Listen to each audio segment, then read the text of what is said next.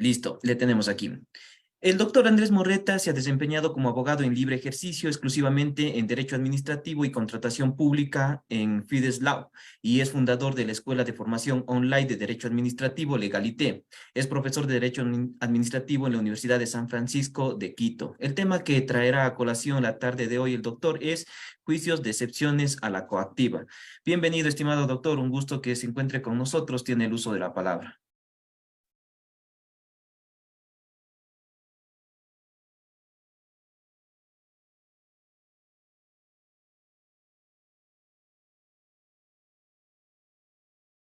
No le escucho, doctor.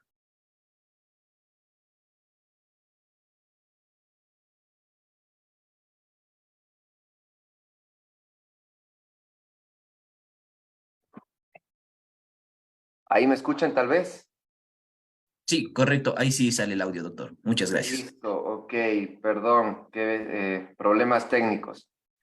Bueno, les decía que gracias por la gentil invitación a todos ustedes, a Latin Juris, especialmente a ti, Fernando, y a mi querido amigo Damián Armijos, que siempre tiene el gusto de querer invitarme y bueno, pues en realidad me deja comprometido porque yo sé que el estándar que ustedes manejan es muy alto, pero hoy voy a tratar de hacer lo posible para hablar sobre un tema sobre el que he escrito y me gusta, que es las excepciones a la coactiva.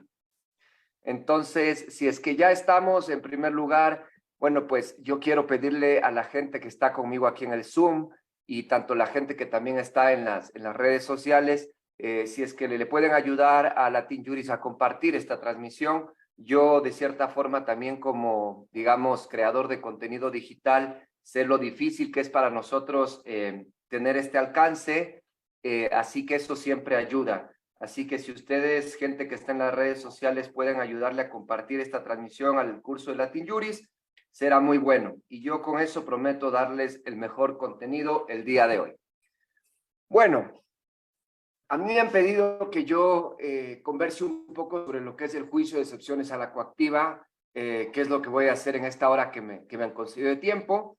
Y bueno, pues en primer lugar, también quiero decirles que si es que hay preguntas, no sé cómo están manejando la metodología, pero yo soy muy abierto a responder las preguntas que la gente tenga. No voy a decir nada nuevo, no voy a decir nada que no haya escrito. Hace unos meses habíamos sacado este pequeño, digamos, ensayo que se llama El juicio de excepciones a la coactiva, junto con mi socio Juan Francisco Cárdenas, que ustedes lo pueden encontrar gratuitamente en la página web de Legalité y también en la de Latin Juris, y que fue pasado a todos ustedes. Entonces, digo, no voy a decir nada nuevo porque lo único que voy a hacer es remitirme a lo que ya hemos escrito, que en ese caso sí considero que era nueva la información, pero lo que yo voy a decir hoy prácticamente está ahí y voy a tratar de ejemplificarlo y explicarlo verbalmente un poco mejor. Bueno, para hablar de juicio de excepciones a la coactiva, lo primero que se nos viene a la mente es pensar la contradicción de que puede haber una demanda de excepciones, porque de cierta forma son como contradictorios. Si ustedes se fijan, cuando normalmente ustedes ponen una demanda, el que pone las excepciones no es el actor, sino el demandado. Entonces, de ahí viene la primera situación de que por qué hablamos de una demanda de excepciones a la coactiva. Y esto tiene que ver justamente porque el procedimiento de excepciones a la coactiva tiene como antecedente el procedimiento coactivo propiamente dicho. Entonces, tenemos que partir de un poco más atrás para ir entendiendo todo esto. En primer lugar, ¿qué es la coactiva? En términos sencillos, la coactiva es una modalidad de ejecución forzosa del acto administrativo que contiene una obligación dineraria a favor de la administración pública. Es decir, es una forma rápida y expedita para que la administración pública cobre los valores que la deudan los particulares.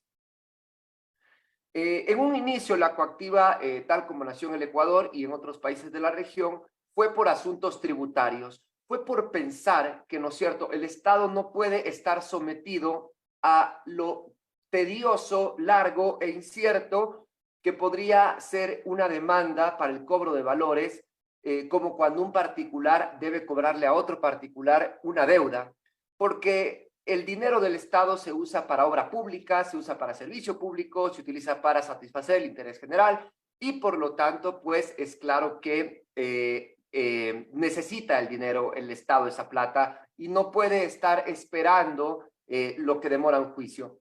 Entonces, se le ha conferido por parte del legislador esta posibilidad de ejecutar el cobro por sí mismo sin necesidad de tener que acudir a un juez de lo civil. No obstante, por eso es que así como el derecho administrativo sancionador, digamos, es el primo hermano del derecho penal, yo diría que el procedimiento de coactiva es el primo hermano del derecho civil, ¿sí? Porque finalmente lo que hace el servidor público es hacer las veces de un juez de lo civil, sin que se entienda que está dictando jurisdicción. No obstante, la pregunta que nos hacemos acá es si la coactiva es o no es un juicio ejecutivo abreviado en primer término. Y cuando digo juicio ejecutivo abreviado, quiero decir que no tiene nada que ver con administrar justicia ni con decisiones jurisdiccionales, sino más bien, es decir, no en la forma, sino en la materia. Sí, tienen una identidad el procedimiento de coactiva y el juicio ejecutivo civil que se plantea para cobrar una letra de cambio, etcétera, etcétera, etcétera. Y en efecto, la respuesta dada por nuestra jurisprudencia y dada por la doctrina debe ser que sí. El juicio el procedimiento de ejecución coactiva es un procedimiento ejecutivo y no un procedimiento de conocimiento. En este sentido, ¿no es cierto?, dice Davis de Chandía que cuando no se trate de una pretensión discutida que implique la necesidad de declarar quién tiene la razón, es decir, un juicio de conocimiento donde se pelea quién tiene la razón, sino, en cambio, una pretensión cuya existencia aparece clara y determinada en el título que se aduce, pero que está insatisfecha, porque el obligado, en este caso el particular deudor, no la ha cumplido, entonces estamos en presencia de un proceso ejecutivo. Lo que quiero decir y por qué es importante, porque no es solo por traerlo de manera teórica, doctrinaria, dogmática, sino es importante porque no puede haber una coactiva si no es fundamentada en una obligación ejecutiva, una obligación líquida, determinada, de plazo vencido. Ya vamos a ver cuáles son sus requisitos, pero en sí lo importante es saber que tiene que tener un origen legal, el nacimiento de la obligación, por ejemplo, el origen de los tributos, ¿no es cierto?, el origen de las multas, y no un origen, digamos, contractual, no un origen por el dictado de un acto administrativo para que la coactiva pueda nacer. Es decir, la coactiva nace como una acción ejecutiva de la administración solamente cuando la obligación primero es ejecutiva. Si la obligación no es ejecutiva, no puede desplegarse el procedimiento de ejecución coactiva porque claramente estaría desnaturalizado y, como decimos, si la obligación es ejecutiva, ya es un derecho de la administración y solo falta esa ejecución forzosa. Si por el contrario, la obligación no es ejecutiva, entonces debe ser primero declarada por quien tiene autoridad para hacerlo, en este caso un juez, entonces ya no es ejecutiva, es de conocimiento y por lo tanto la coactiva no podría ejercerse en consecuencia. Luego, también otro asunto que debemos nosotros considerar es el tema de que la coactiva no es una potestad jurisdiccional y eso obviamente va relacionado con lo que muchas veces anteriormente se aplicó una denominación de juez de coactiva, de juicio de coactiva, que más allá de las nomenclaturas tenemos que ver qué efectos tenía y por qué hacíamos lo que hacíamos. Creo yo que hacíamos lo que hacíamos en parte porque no teníamos una ley administrativa que regule el procedimiento de ejecución coactiva, sino que acudíamos a una norma procesal judicial como es el Código de Procedimiento Civil y obviamente, es decir, este Código de Procedimiento Civil que regulaba el proceso judicial incorporó unos artículos de competencia administrativa. Tal vez por eso nos llevó al problema, pero ya aceptado tanto por la Procuraduría General del Estado, por la Corte Constitucional y por varias sentencias, se ha dicho que la potestad coactiva es una potestad administrativa y no jurisdiccional. En consecuencia, el funcionario público no ejerce jurisdicción y más allá de eso, sus decisiones siempre estarán sujetas a una posterior revisión judicial, sea ante el contencioso tributario, si es que se trata de deudas tributarias, sea ante el contencioso administrativo, si se tratan de créditos no tributarios. Y de igual forma, en nuestro sistema ecuatoriano hay, bajo ciertos parámetros y bajo ciertas condiciones, la posibilidad de plantear acciones de protección frente a procedimientos de coactiva. ¿Por qué? Porque son procedimientos administrativos y no judiciales. Si fueran judiciales, no podríamos plantear la acción de protección, que claramente es solo para actos no judiciales. Bien, hasta aquí quiero abarcar la primera parte de la charla, un poco de lo que es de dónde viene la coactiva y ante qué nos va, cuáles son los presupuestos para su existencia.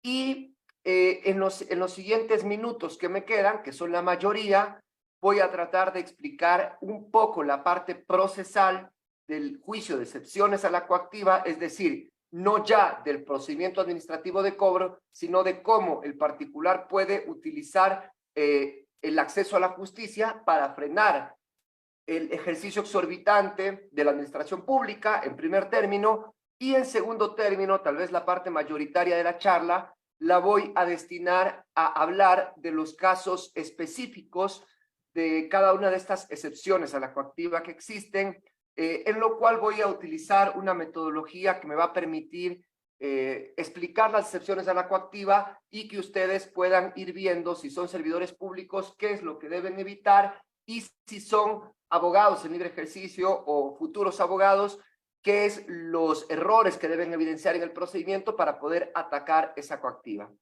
Bien, eso es lo que voy a hacer. Gracias a todos los que están aquí presentes en este curso, y nuevamente reitero mi agradecimiento a Latin Juris. Bien, ahora sí, rompiendo un poco el hielo, dejando de tanto lado la seriedad, espero que me tengan bastantes preguntas, porque a mí lo que me gusta bastante es aprender, y yo aprendo mucho con sus preguntas. Lo que les estoy diciendo ahorita ya lo sé, me gustaría aprender al igual que ustedes. Así que ojalá esto les permita quedarse con bastantes dudas y me las planteen para poder responder algunas. Bien. Listo, entonces entrando en esta segunda sección, en primer lugar, lo que vamos a decir es que las excepciones a la coactiva, ¿no es cierto?, se plantean, si se trata del contencioso administrativo, se plantean en un juicio ordinario. Se plantean en un juicio ordinario y, en cambio, permítanme, si es que estamos frente al código tributario, entonces acá obviamente no tenemos la misma denominación, sino que vamos a tratar de otro tema. Ok. Bien, dice así. Todas las excepciones a la coactiva en materia no administrativa, es decir, las que conoce el contencioso tributario, son en juicio ordinario. ¿Listo?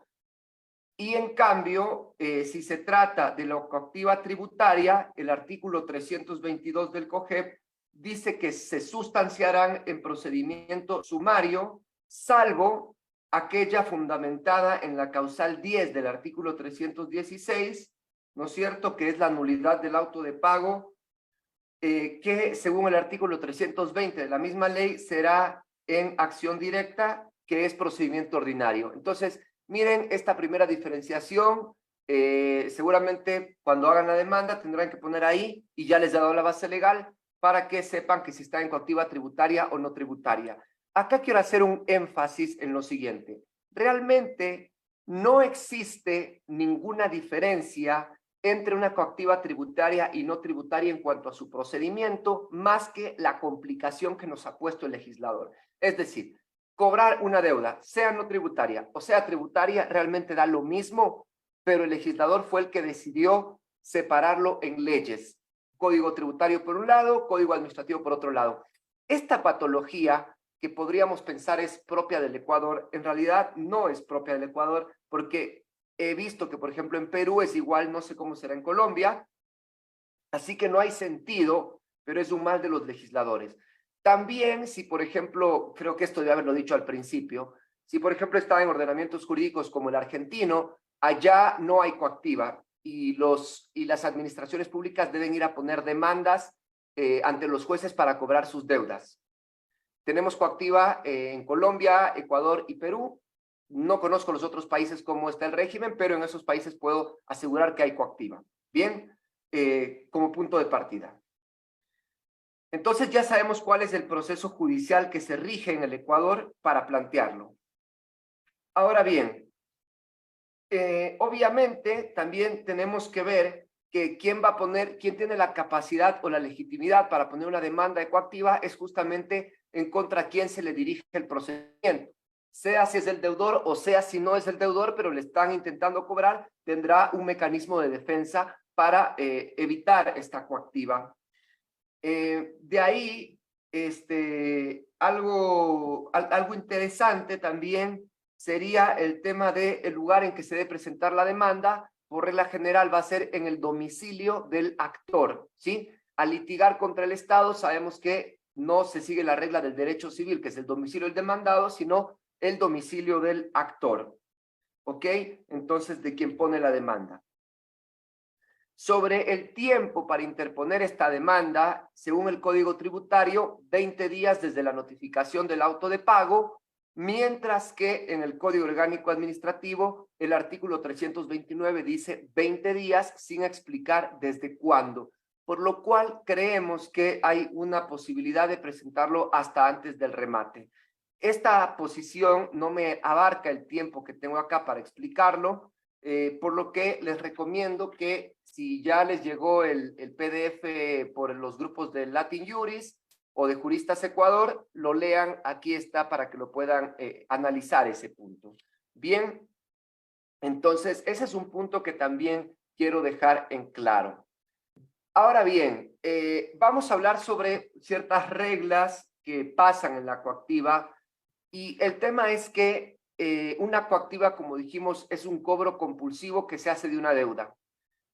La pregunta es, si yo pongo excepciones a la coactiva, es decir, demanda de excepciones a la coactiva, entonces se suspende la coactiva, es decir, ¿en qué consiste una coactiva? Una coactiva consiste en que la administración pública me va a embargar cuentas, me va a rematar bienes y va a hacer todo lo que esté a su alcance para cobrarme ese dinero.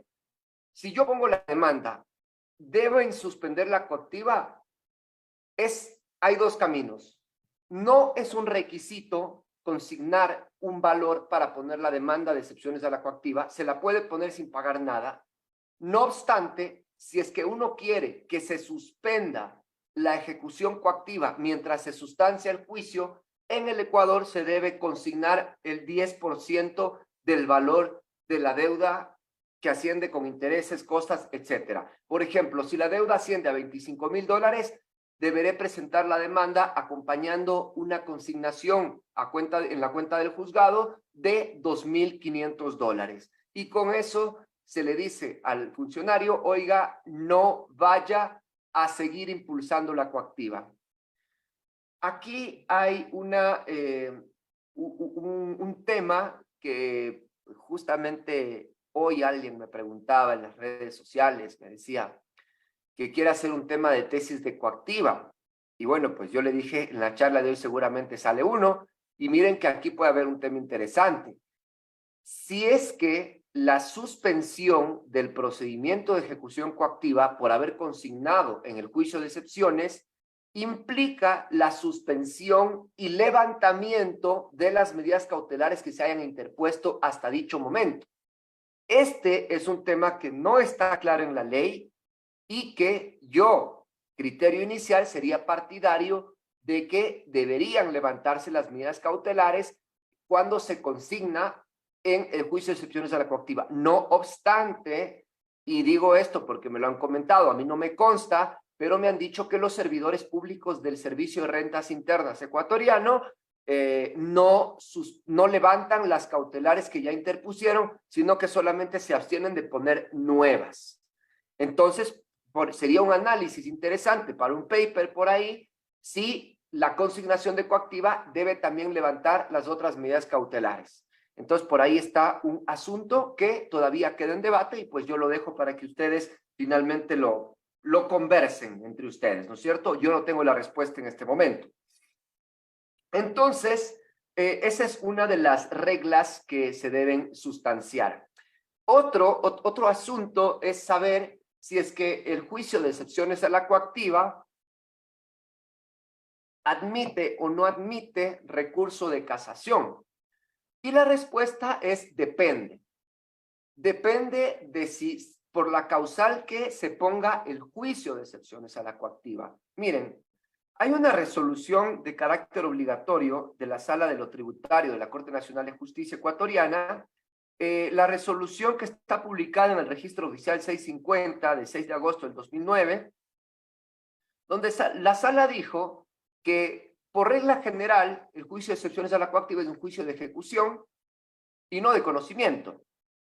Ergo, no cabe plantear recurso de casación, salvo que se trate de la causal que dice que es por inexistencia de la obligación por falta de la ley que establezca el tributo o exención legal, el hecho de no ser deudor irresponsable, directo ni responsable de la obligación exigida y extensión total o parcial de la obligación por alguno de los motivos previstos en el artículo 37 del Código Tributario. Entonces, eso sería en el caso tributario. En el caso administrativo también tenemos 3 causales de excepción a la coactiva que entrarían por juicio de conocimiento, haciendo una analogía con este presente obligatorio, y serían las siguientes: inexistencia o extinción de la obligación, el hecho de no ser deudor ni responsable de la obligación exigida, y finalmente el encontrarse suspendida la eficacia del acto administrativo cuya ejecución se persigue. ¿Ok? Entonces, esas serían las causales que dan lugar al juicio de casación. Las otras no, porque se tendrían causales de conocimiento.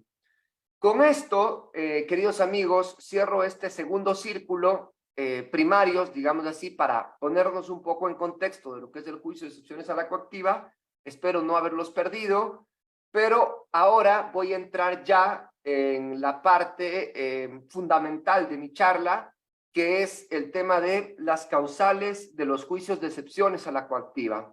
Advierto que por mi formación y porque donde tengo más conocimiento es en la parte contencioso-administrativa, yo voy a explicar únicamente las causales de excepciones a la coactiva no tributaria. No obstante, como les he planteado antes, en realidad, bueno, más que nada, en realidad este análisis igual lo he hecho con sentencias de la parte tributaria o finalmente es lo mismo. Entonces, ustedes finalmente van a poder traspolar estos conocimientos, extrapolarlos a la parte tributaria sin ningún inconveniente. Pero yo les quiero dejar esto en claro. ¿Bien? Bueno. Entonces, ¿les parece si adelantamos un poco y de ahí vamos con las preguntas que ustedes tengan? Salvo que si fuera una pregunta de causal por causal, me la van diciendo y la voy contestando.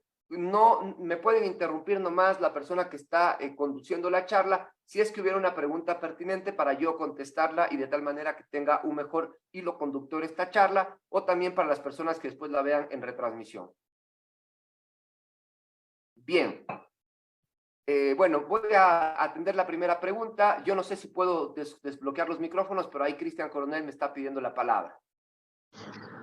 En juicio de excepciones, si no se mueve dentro de los 30 días, se declara el abandono. ¿Es procedente esto?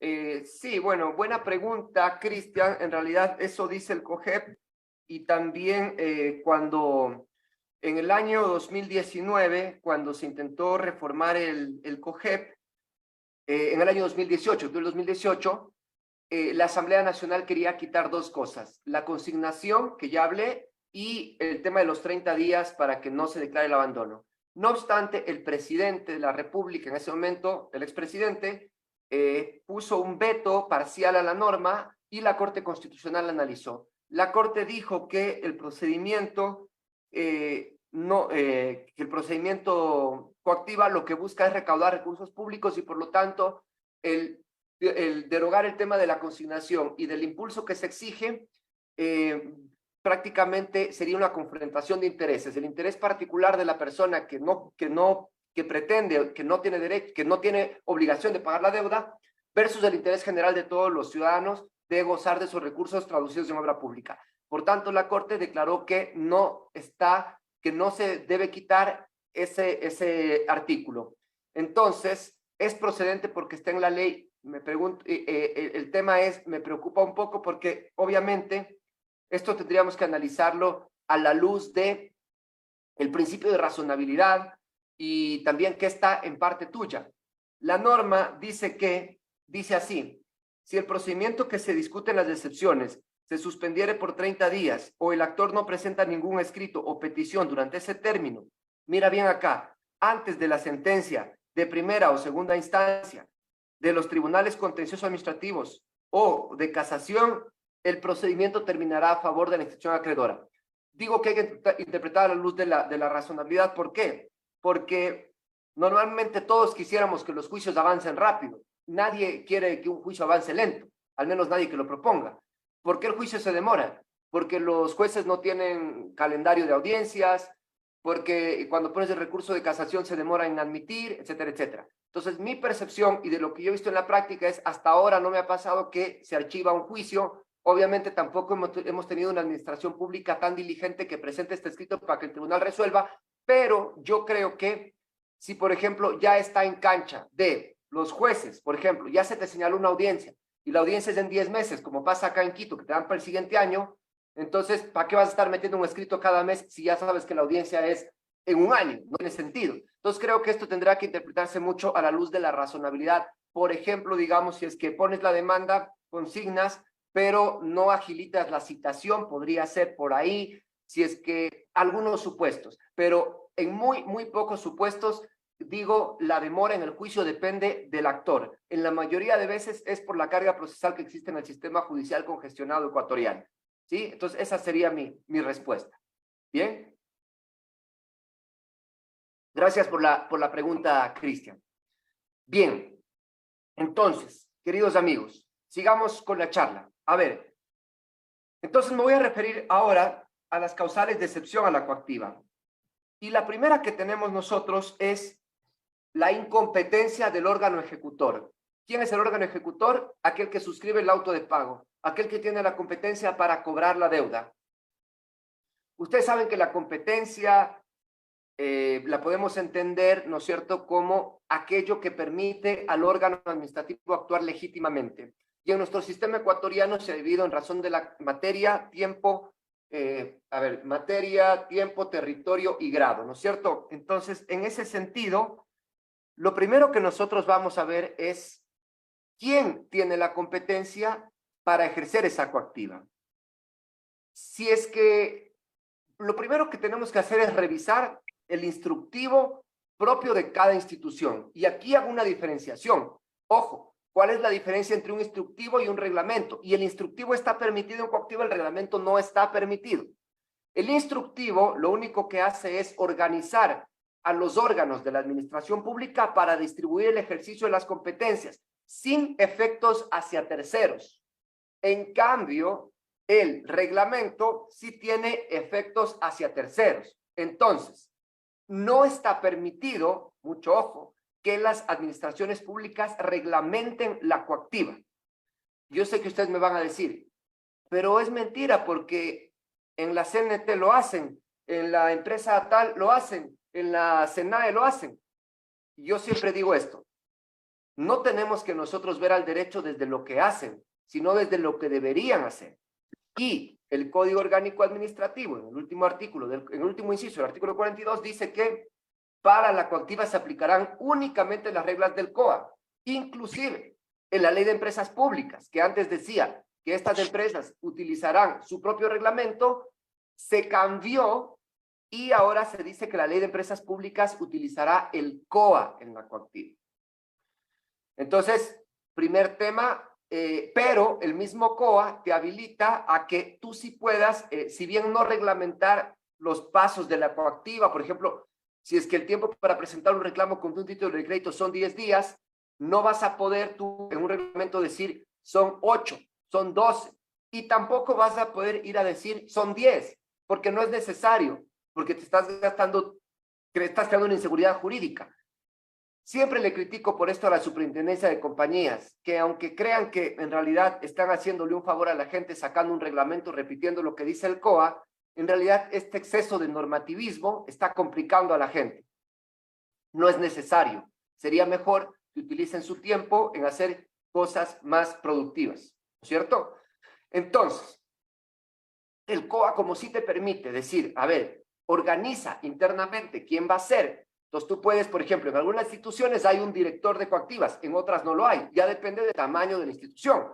Ok, entonces, pero si es que no te dice nada, entonces el COA te dice que será el tesorero. Es decir, por regla general el tesorero, a menos que en el instructivo interno digan otra cosa. Y en la ley de empresas públicas es el gerente o su delegado. Entonces, lo primero en lo que te vas a fijar, para ver si puedes plantear esta excepción, es si es que te está iniciando la coactiva, tiene asignada la potestad por la ley, sea por el instructivo o sea por una delegación. Si no tiene, hay incompetencia. Por ejemplo, en una empresa pública me sigue una coactiva el director jurídico, pero no tiene delegación, entonces es incompetente en razón ni siquiera del grado. A ver, aquí hay una diferencia. Podría ser, sí podría ser de grado, porque es delegable, ¿no es cierto? Podría ser del grado porque es delegable, está bien. Sí, sería de grado. Pero si es que yo pongo la demanda, ¿no es cierto?, impido la convalidación de ese acto. En cambio, si es que yo no pongo la demanda, el gerente podría convalidar porque es de grado y la incompetencia de grado se convalida. ¿Ok? Entonces sería el primer supuesto de incompetencia, grado. El segundo supuesto de incompetencia sería en razón de la materia, porque puede ser que la administración pública no tenga potestad coactiva asignada en la ley. Recordemos que el Código Orgánico Administrativo no es una ley que confiere potestad coactiva a las administraciones públicas. El Código Orgánico Administrativo dice, clarito, si es que usted tiene coactiva, entonces la ejercerá de conformidad con estas reglas. El Código Tributario les da potestad coactiva a las administraciones públicas nacionales, por ejemplo el SRI, a las seccionales, municipios, y en cambio dice que las de excepción necesitan una ley que les dé coactiva. Las administraciones públicas de excepción. El Código Tributario no da coactiva a nadie. Dice si es que la ley de la materia le da. Entonces, pongamos ejemplos. A las empresas públicas le da la ley de empresas públicas. A las universidades les da la ley de educación superior. Y a la Contraloría la ley de la Contraloría. Y ahí tendrán que seguir viendo. Entonces, si es que hay un municipio que no tiene, perdón, si es que hay un ministerio, porque en general los ministerios no van a tener coactiva, salvo que la ley se los entregue, entonces, pues ahí la incompetencia no va a ser de grado, sino va a ser de materia, porque no tiene esta competencia asignada, ¿no es cierto?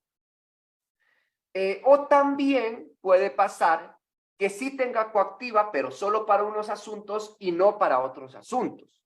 Caso emblemático es, por ejemplo, las empresas públicas tienen competencias para sus relaciones con clientes, usuarios y consumidores, no para contratistas. Se agota ahí la lista, clientes, usuarios, consumidores. Y también el Ministerio de Transportes y Obras Públicas, por ejemplo, tiene coactiva menos en lo que tiene que ver con contratación pública, porque así le dispuso el legislador.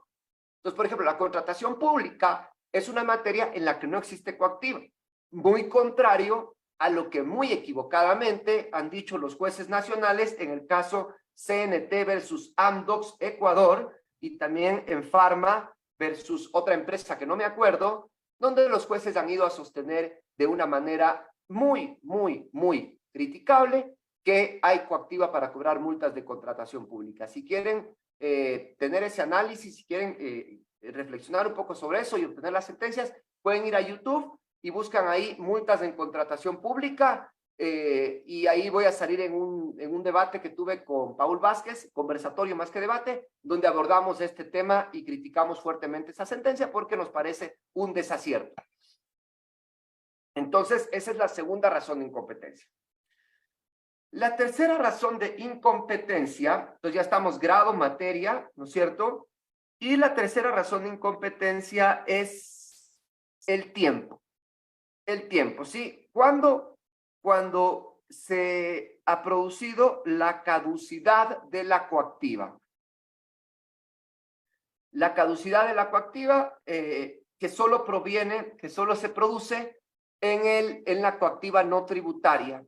Y esto lo voy a explicar muy, muy brevemente, porque en realidad no me va a alcanzar a explicar las otras excepciones a la coactiva. Pensé que me iba a sobrar el tiempo, pero parece que me va a faltar. Y es así. El artículo 261 del Código Orgánico Administrativo habla de la caducidad de la coactiva, es decir, de la pérdida de la potestad para iniciar una coactiva. No obstante, sobre este tema hay dos criterios. Uno del procurador y uno de quien les habla. El procurador dice lo siguiente en su pronunciamiento 11775. Dice así: la caducidad en los términos del artículo 213 del COA se aplica respecto de las actuaciones administrativas previas a la emisión de la orden de cobro. Esto es, las que corresponden a la fase preliminar del procedimiento coactivo, que caducan en 2 meses contados a partir de la expiración del plazo máximo para dictar el acto administrativo. Dicha caducidad aplica únicamente para los procedimientos coactivos cuya fase preliminar es con el COA. A ver, ¿qué dijo acá el procurador? El procurador dijo, mira, si es que desde que haces los documentos preliminares, por ejemplo, una liquidación de deuda, el financiero hace la liquidación de deuda, hasta que emiten la orden de cobro, entonces, hasta ahí, si pasan 2 meses, esa liquidación ya no vale y hay que volver a iniciar. ¿Por qué encuentro que esa interpretación del procurador es errada? Por 2 asuntos. El primero, porque el Código Orgánico Administrativo te establece que la liquidación no puede estar realizada en más de 15 días para que se considere la obligación determinada. Máximo 15 días de obligación está determinada según el COA. Y lo segundo, porque la orden de cobro no es un acto administrativo que genera efectos en particulares, que es su principal característica. La orden de cobro lo que es un acto de simple administración de voluntad interorgánica donde donde el financiero le dice al tesorero, oye, hice esta liquidación, está cobrando. ¿Ok? Todavía no se extiende nada al particular como para que podamos hablar de una caducidad. El particular todavía ni se entera que le están liquidando. Se va a enterar recién con el requerimiento de pago voluntario, que tampoco es acto administrativo, porque no produce efectos en terceros. ¿Cuál es el acto administrativo que sí existe en la coactiva? Y esta es mi interpretación, y ustedes después decidirán. Para mí, la caducidad de la coactiva solamente se produce cuando se producen 2 condiciones. Primero, cuando se trata de coactiva con el COA, y 2, cuando se trata de coactiva iniciada con título de crédito y no fundada en acto administrativo.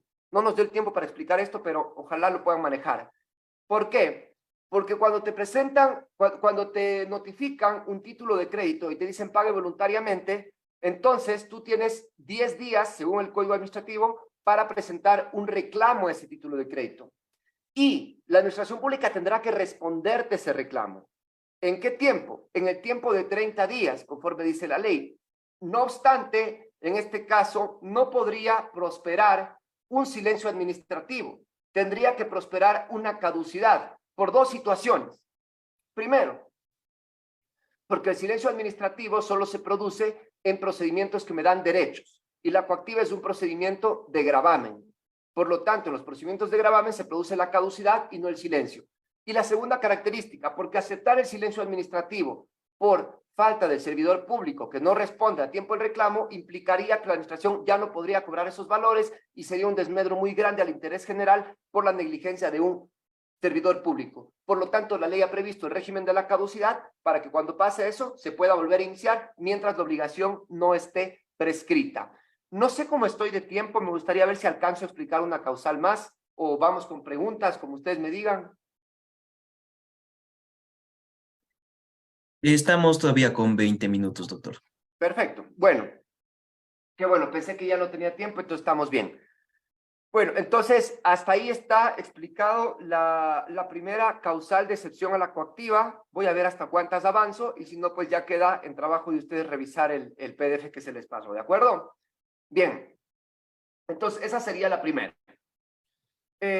Una segunda que me parece importante y con la que quiero, con la que voy a saltarme un poco para irme a una interesante y después, si me alcanza el tiempo, regreso a las que creo que son más fáciles de entender. La siguiente excepción a la coactiva es lo que entendemos por inexistencia o extinción de la obligación. Obviamente, acá los conocimientos del derecho civil van a ser muy interesantes en cuanto al modo de extinguir las obligaciones que estarán previstos en el Código Civil de cada país, ¿no es cierto? Entonces, este caso podríamos entenderlo bajo cuando no existe una obligación y también cuando la obligación sí ha existido y se ha extinguido. Por ejemplo, aquí les traigo casos muy interesantes y voy a hablar del caso más básico, por ejemplo, podríamos pensar cuando establece a ver, ok, un ejemplo absurdo de esto podría pasar que se establece una sanción y la persona logra dejar sin efecto esa sanción en el contencioso administrativo y la administración pública emite el título de crédito sobre algo que ya no existe. Cosa que tal vez nunca va a pasar, o quién sabe, en el Ecuador todo pasa, así que podría pasar. Inexistencia de la obligación. Pero algo más frecuente y algo con lo que ustedes más se van a encontrar es con lo que le pasó, ¿no es cierto?, en el caso en la jurisprudencia, en el caso Servicios y Mercados, Compañía Anónima versus Intendente Nacional de Liquidación. Y también pasó en el caso Vintimilla Carrasco versus Banco Central del Ecuador, cuando lo que yo les he dicho, a ver, puede haber una inexistencia de la obligación cuando la administración pública intenta cobrar valores de una deuda que no es una deuda ejecutiva. Entonces, ahí hay una inexistencia de obligación ejecutiva y por lo tanto no puede activarse el juicio coactivo. Algo que quiero que tengan muy en cuenta es que lo que suele pasar en los juicios de excepciones a la coactiva es que la gente va a poner las excepciones, las 10 por poco, por si acaso. Y realmente los jueces obviamente suelen ser muy, digamos, generosos con las defensas, cuando en realidad yo creería que deberían ser un poco más estrictos por si acaso hay, por ejemplo, ciertas excepciones que se contraponen. Y es trabajo del abogado determinar cuál es la que le calza precisamente y no otra. Entonces, por ejemplo, en este caso, en el caso de Vintimilla Carrasco versus Banco Central, se trata de que el Banco Central se inventó, o bueno, no se inventó, pero creó un asiento contable que no tenía respaldo legal y con eso le inició la coactiva.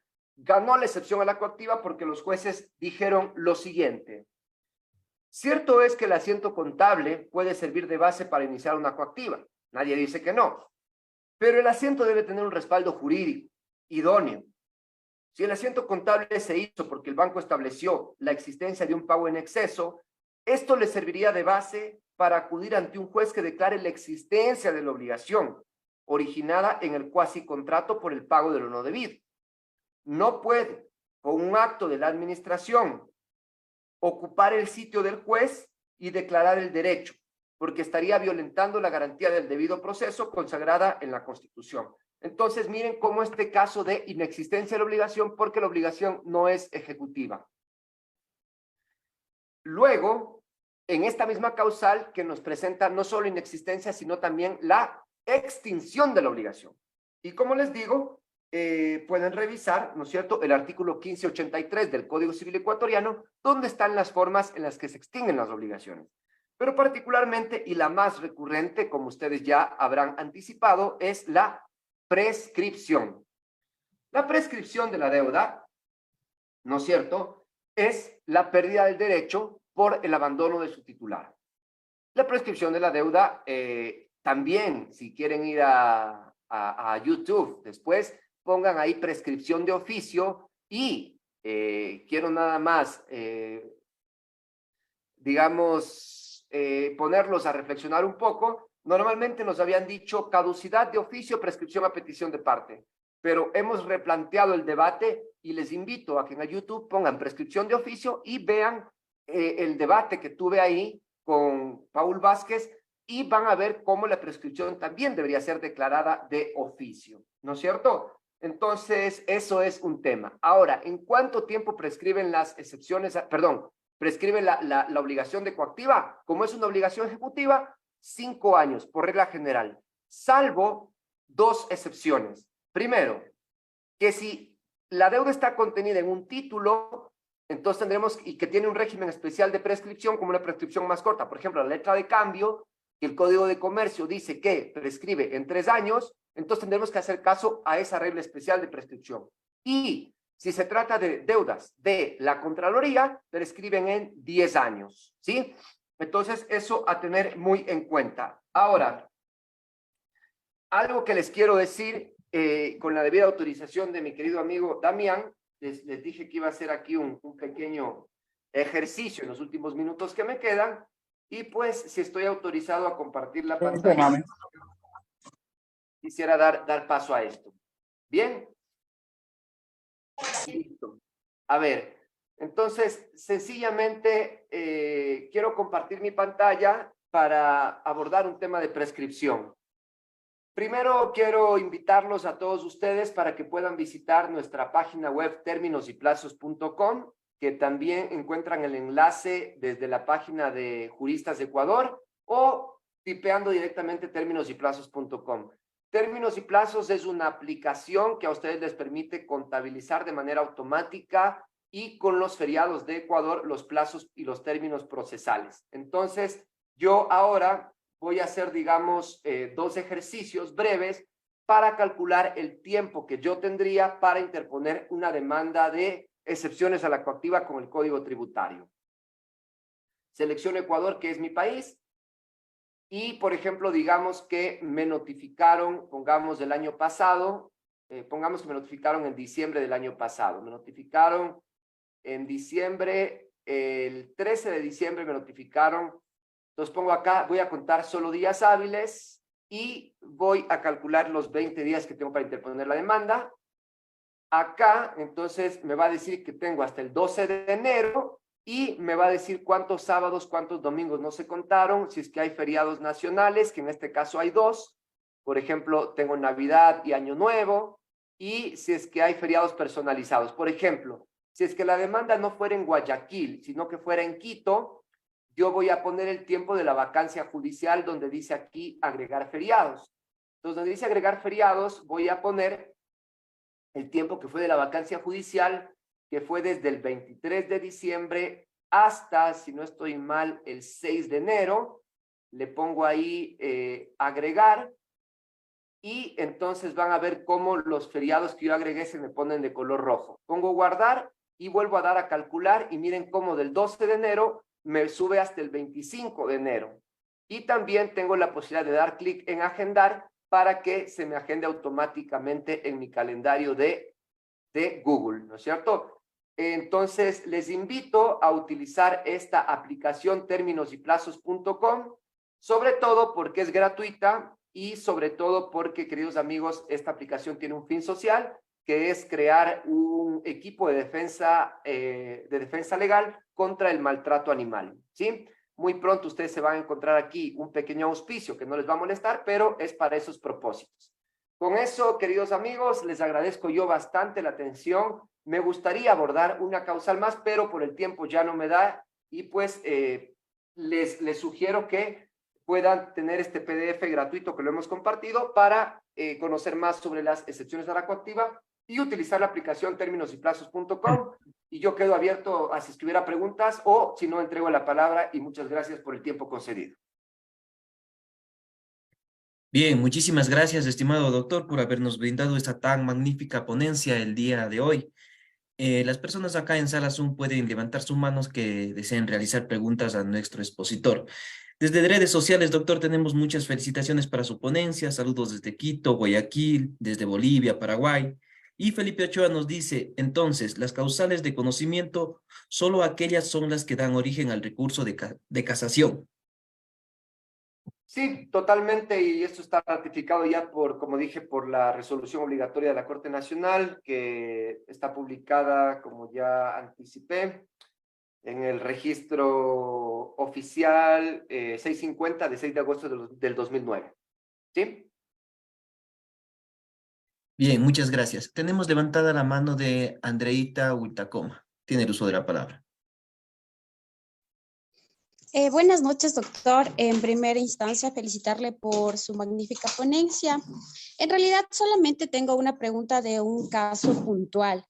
Mire, nosotros, bueno, en mi institución somos un ministerio, nos llegó un tema de un pago que aparentemente es tendiente a, bueno, resultado de un contrato con Petroecuador.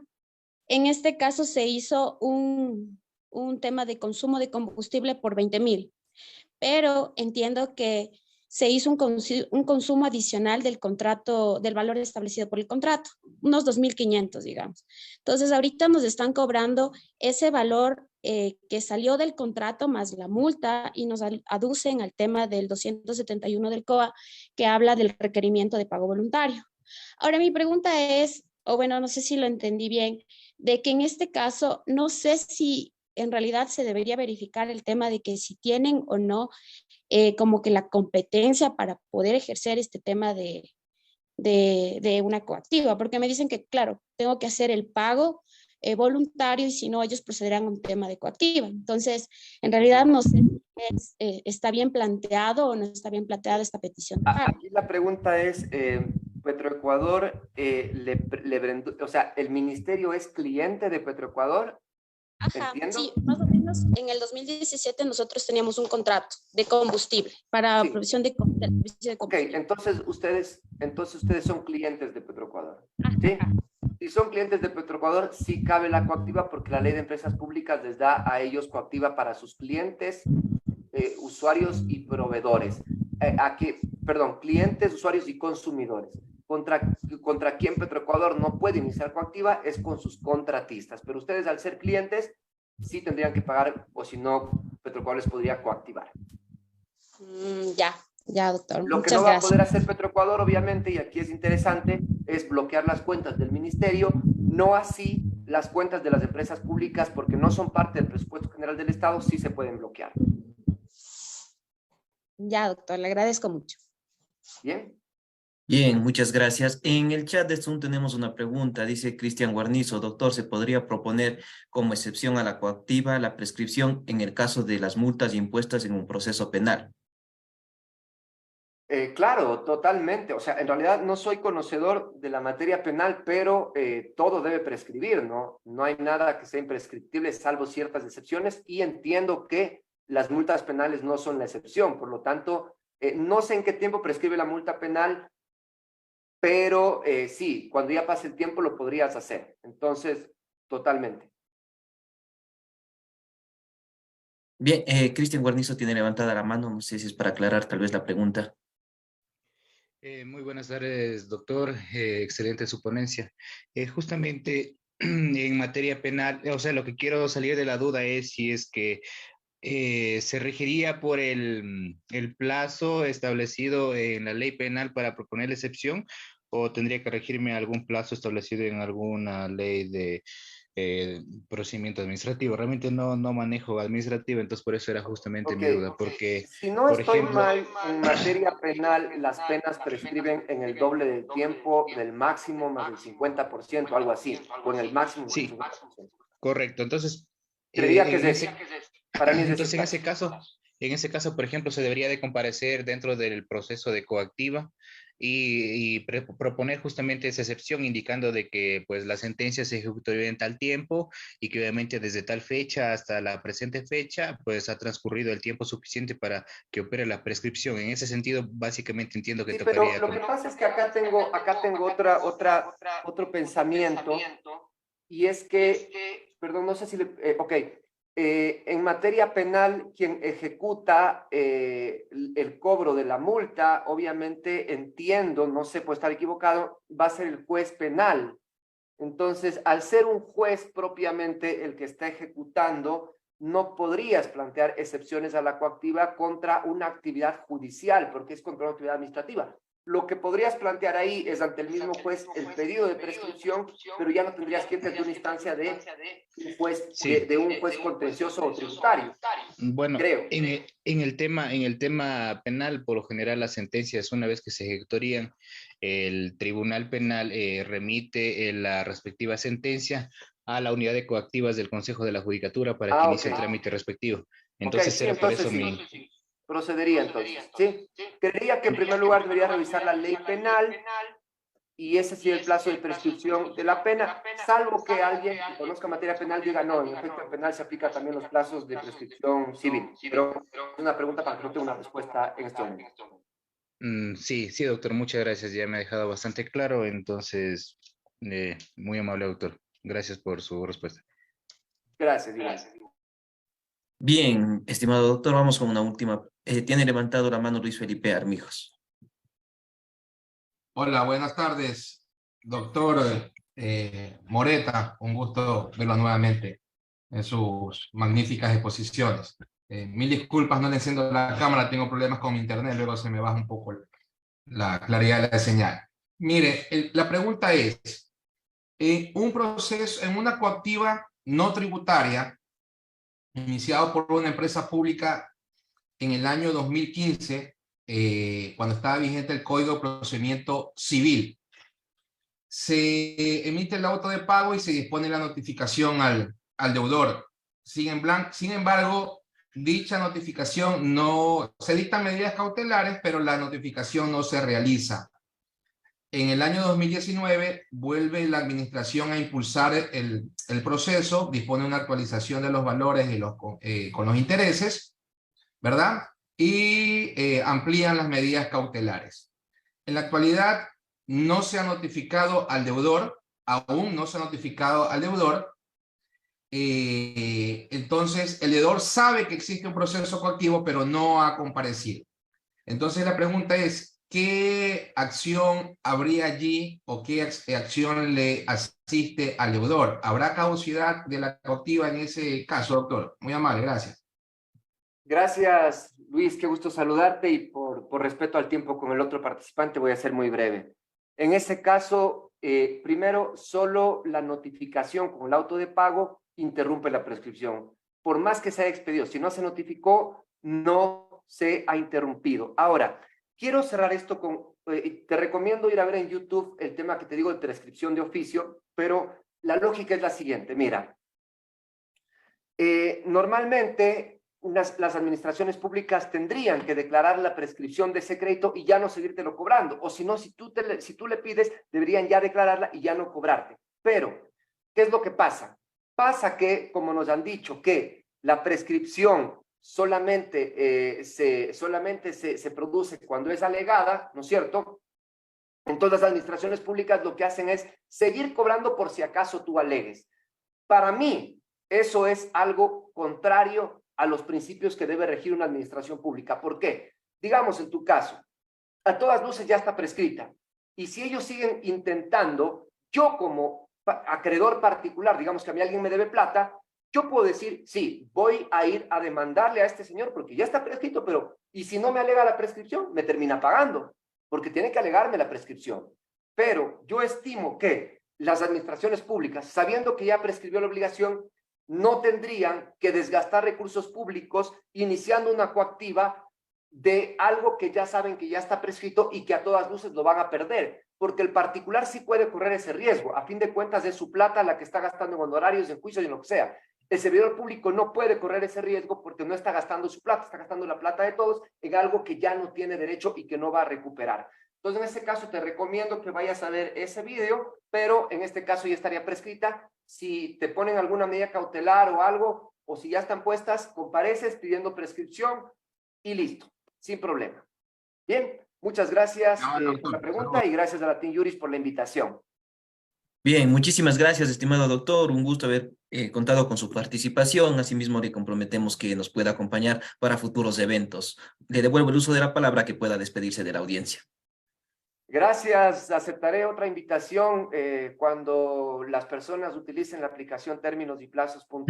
No, mentira. No, muchas gracias a todos. En realidad siempre estoy muy contento de participar con probablemente la comunidad latinoamericana más grande de derecho como es Latin Juris, y me gusta mucho que con Damián y con el equipo de Latin Juris podamos siempre colaborarnos y saber que, como siempre digo, el conocimiento es probablemente una de las pocas cosas en el mundo que en cuanto se comparte, se hace más grande. Así que gracias por todo, por su atención y pues sigamos descomplicando el derecho administrativo.